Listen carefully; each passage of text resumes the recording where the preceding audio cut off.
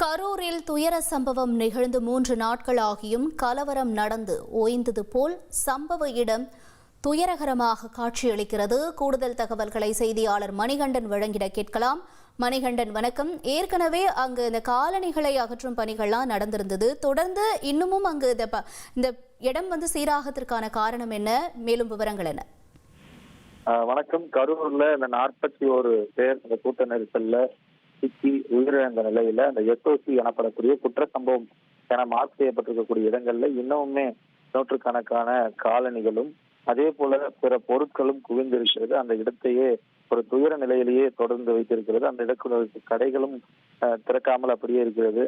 இதிலும் குறிப்பாக சில பொருட்கள் பார்க்கும் போதே அங்க இருக்கக்கூடிய துயரத்தை பிரதிபலிக்கிறது என்று கூற வேண்டும். சிறு குழந்தைகள் நிறைய பேர் இதுல உயிரிழந்தனர். இந்த நிலையில குழந்தைகளுக்கு பால் கொடுப்பதற்காக வைக்கப்பட்டிருந்த ஃபீடிங் பாட்டில் அந்த எஸ்ஓசி எனப்படக்கூடிய குற்ற சம்பவம் நடைபெற்ற இடத்துல அப்படியே கிடக்கிறது. அதில் இருக்கக்கூடிய அந்த பாலின் கரைகளும் தெரிகிறது.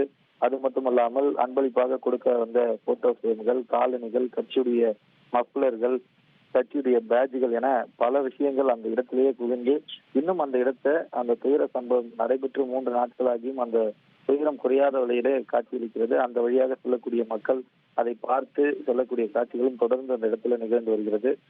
விரைவில் குற்ற சம்பவத்தில் இருக்கக்கூடிய பொருட்களை அப்புறப்படுத்துவதற்கும் பணிகள் நடைபெற்று வருகிறது. தகவல்களுக்கு நன்றி மணிகண்டன்.